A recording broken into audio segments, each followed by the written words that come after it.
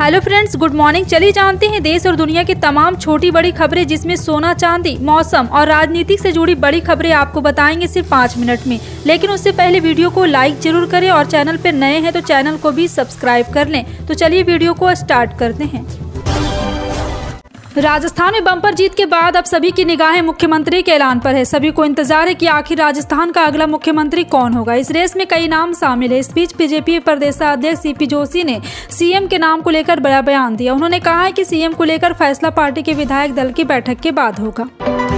तेलंगाना के नए मुख्यमंत्री रेवंत रेड्डी ने पद की शपथ लेने के बाद गुरुवार को कहा है कि राज्य का गठन बलिदान से हुआ है। लोगों ने पूर्व सीएम केसीआर की 1 दशक पुरानी रंगकुस्ता को समाप्त कर दिया है। ऐसे में लोगों की सरकार का गठन हो गया। रेवंत रेड्डी ने कहा, राज्य का सीएम होने के नाते वादा करता हूं कि लोग हमारी सरकार में भागीदारी होंगे। मर्यादा पुरुषोत्तम प्रभु श्री राम की नगरी अयोध्या में भव्य राम मंदिर का निर्माण कार्य चल रहा। भगवान रामलला के निर्माणाधीन में गर्भगृह का निर्माण कार्य लगभग पूरा हो चुका। 22 जनवरी 2024 को 12:30 बजे में यहां भगवान रामलला के मंदिर में प्राण प्रतिष्ठा की जाएगी। प्राण प्रतिष्ठा में देश के प्रधानमंत्री मोदी, योगी आदित्यनाथ समेत कई गणमान्य लोग मौजूद होंगे। रामलला की प्राण प्रतिष्ठा को लेकर आमंत्रण पत्र भी आप लोगों को भेज करके आमंत्रित किया जा रहा है। लोकसभा चुनाव में अब बस कुछ ही महीनों का ही समय बाकी रह गया। लोकसभा के साथ महाराष्ट्र समेत कई राज्यों में विधानसभा चुनाव भी होने हैं। चुनाव को लेकर भारतीय जनता पार्टी ने अपनी रणनीति पर काम करना शुरू कर दिया। 2019 के आम चुनाव में बीजेपी की जीत में सोशल मीडिया ने खास भूमिका निभाई थी। पिछली बार बीजेपी ने सोशल मीडिया पर जमकर कैंपेन चलाई थी, जिसका उसे फायदा भी मिला। इस बार के चुनाव के लिए भी बीजेपी ने सोशल मीडिया पर चुनाव प्रचार की रणनीति तैयार की है। केंद्रीय कृषि मंत्री नरेंद्र सिंह तोमर और प्रहलाद पटेल ने पद से इस्तीफा दे दिया। हाल ही में देश के 5 राज्यों में संपन्न हुए विधानसभा चुनाव में बीजेपी ने 3 राज्यों में जीत हासिल की। इसी सिलसिले में पार्टी केंद्रीय नेतृत्व ने कृषि के मंत्री नरेंद्र सिंह तोमर, प्रहलाद पटेल समेत कई सांसदों को मध्य प्रदेश विधानसभा चुनाव में विधायकी लड़ने का टिकट दिया था। वतन की जान निसार है, वतन के काम आएंगे, हम इस जमी को एक रोज आसमां बनाएंगे। जाफर मलिहाबादी कि एक रोज आसमां बनाएंगे लाइन देशभक्ति का जज्बा जगाती, सेना में शामिल होकर देश की सेवा का भाव जगाती। लेकिन अब यह देशभक्ति सिर्फ कागजों और दिल तक ही सीमित रह जाता है। शायरी में अलग जमीनी हकीकत कुछ और है। हाल ही में केंद्र सरकार ने केंद्रीय सशस्त्र पुलिस बलों को लेकर संसद में जो डेटा पेश किया वो काफी हैरान करने वाला रहा। राजस्थान में चुनाव नतीजों के मुश्किल 2 दिन बाद जयपुर में श्री राष्ट्रीय राजपूत करनी सेना के प्रमुख सुखदेव सिंह घोगामेड़ी के दिन दहाड़े हत्या से पूरे देश सन्न है। इस संगीन वारदात के मद्देनजर इंडिया टुडे के डेटा इंटेलिजेंस यूनिट ने मध्य प्रदेश, राजस्थान, छत्तीसगढ़ में अपराध दर अपराध राष्ट्रीय अपराध रिकॉर्ड ब्यूरो के आंकड़ों का विश्लेषण किया है। रणबीर कपूर की फिल्म एनिमल ने सिनेमा घरों में धमाल मचा दी है। फिल्म को दर्शकों का बेशुमार प्यार मिल रहा है, जिससे वो बॉक्स ऑफिस पर ताबड़तोड़ कमाई कर रही है। एनिमल ने महज 5 दिनों में 283 करोड़ का बिजनेस कर लिया था। अब इसके 6ठे दिन की कमाई भी सामने आ चुकी है। जानते कि बुधवार को फिल्म का कलेक्शन क्या रहा। जी हाँ, आपको बता दें कि बुधवार को 200 करोड़ रुपये का नेट कलेक्शन कर डाला और यहाँ 300 के आंकड़ा पार कर गई। संसद के निचले सदन लोकसभा में बृहस्पतिवार को लिव इन पर रोक लगाने और लव मैरिज में मां बाप की सहमति अनिवार्य करने जैसे मुद्दे उठे। जी हां, आपको बता दें कि यहां पर एक बार फिर से जिस मुद्दे को लेकर के लगातार संसद में हंगामा था, देश में लिव इन संबंध पर रोक लगाने के लिए कानून बनाना चाहिए और प्रेम विवाह में माता पिता की सहमति अनिवार्य की जानी चाहिए। उत्तर प्रदेश माध्यमिक शिक्षा परिषद ने कक्षा 10वीं 12वीं परीक्षा की डेट से जारी कर दी। यूपी बोर्ड की हाई स्कूल और इंटरमीडिएट परीक्षाएं 22 फरवरी 2024 से शुरू होगी और साथ ही साथ आपको बता दें कि 9 फरवरी को यहां पे एक बार फिर से 9 मार्च 2024 को समाप्त हो जाएगी। इसकी जानकारी यूपी बोर्ड के सचिव दिव्यकांत शुक्ला ने दी। जो भी छात्र इस परीक्षा के लिए शामिल हो रहे यूपी बोर्ड की आधिकारिक वेबसाइट upmsp.edu.in पर जाकर चेक कर सकते हैं। रेवंत रेड्डी ने तेलंगाना के मुख्यमंत्री पद की शपथ ली। राज्य में कांग्रेस की प्रचंड जीत हासिल करने के बाद एलबी स्टेडियम में रेवंत रेड्डी के शपथ ग्रहण कार्यक्रम का आयोजन किया गया। शपथ ग्रहण कार्यक्रम मंच पर सोनिया गांधी भी मौजूद रही। साथ ही साथ आपको बता दें कि कांग्रेस अध्यक्ष मल्लिकार्जुन खड़गे भी कार्यक्रम में उपस्थित रहे। मध्य प्रदेश में बिना सीएम का चेहरा बताए हुए विधानसभा चुनाव में बीजेपी की ऐतिहासिक जीत के बाद अभी पार्टी के अंदर मुख्यमंत्री कौन बनेगा का सस्पेंस बना हुआ। संकेत मिल रहे हैं कि कोई नया चेहरा मध्य प्रदेश में भी आ सकता है। लेकिन आपको बता दें कि एमपी के मन में मोदी और मोदी की गारंटी डबल इंजन की सरकार को क्रेडिट दे रहे। साल 2003 में बीजेपी 173 सीटों पर जीती थी। बिहार में जाति की राजनीति कोई नई बात नहीं। शायद ही कोई ऐसा चुनाव हुआ जिसमें जाति का कार्ड राजनीतिक दलों ने ना खेला हो। अब एक बार फिर से बिहार में लोकसभा चुनाव की आहट तेज होती जा रही है और आपको बता दें कि बिहार में जाति गणना को लेकर के जातियों को साधने की कवायद तेज कर दी। सभी पार्टियां जातियों को लुभाने के लिए जातीय रैली करने में जुट गई है।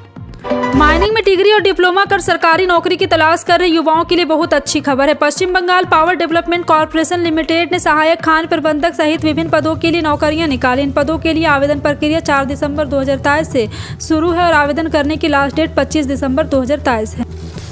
तेलंगाना को गुरुवार को नया मुख्यमंत्री मिल गया। तो कांग्रेस के रेवंत रेड्डी ने मुख्यमंत्री पद की शपथ ली। रेवंत रेड्डी के शपथ साथ ही दक्षिणी भारत के दूसरे राज्य में कांग्रेस की सरकार बन गई। रेवंत रेड्डी ने मुख्यमंत्री बनने से पहले अपना वादा निभाया। शपथ लेने से पहले प्रगति भवन के पास लगी बाड़ को बुलडोजर की मदद से हटवा दिया।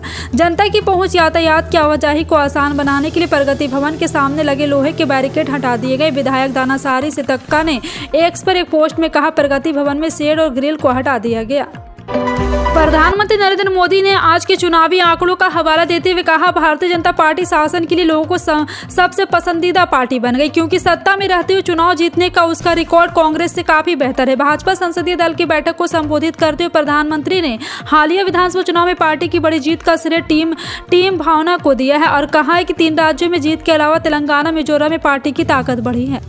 कांग्रेस नेता प्रियंका गांधी वाड्रा ने गाजा पर निर्मम तरीके से जारी बमबारी की आलोचना करते हुए बृहस्पतिवार को कहा है कि अंतर्राष्ट्रीय समुदाय का एक सदस्य होने के नाते यह भारत का कर्तव्य है कि वो सही का साथ दे और जल्द ही जल्द संघर्ष विराम सुनिश्चित करने के लिए हर संभव प्रयास करे।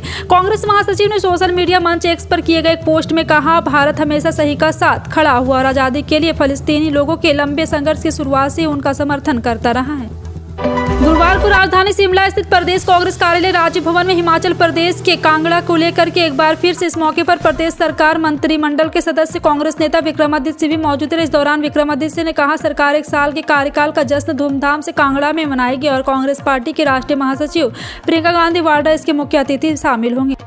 प्रवर्तन निदेशालय ने चीनी स्मार्टफोन निर्माता वीवो की एक और कंपनी के खिलाफ अपना शिकंजा कस दिया है। आधिकारिक सूत्रों के मुताबिक गुरुवार को प्रवर्तन निदेशालय ने वीवो और इससे जुड़े कुछ दूसरी कंपनियों के खिलाफ मनी लॉन्ड्रिंग के आरोपों की जांच के सिलसिले में अपनी पहली चार्जशीट दायर कर दी। इस चार्जशीट में ईडी ने कई तथ्य पेश किए हैं।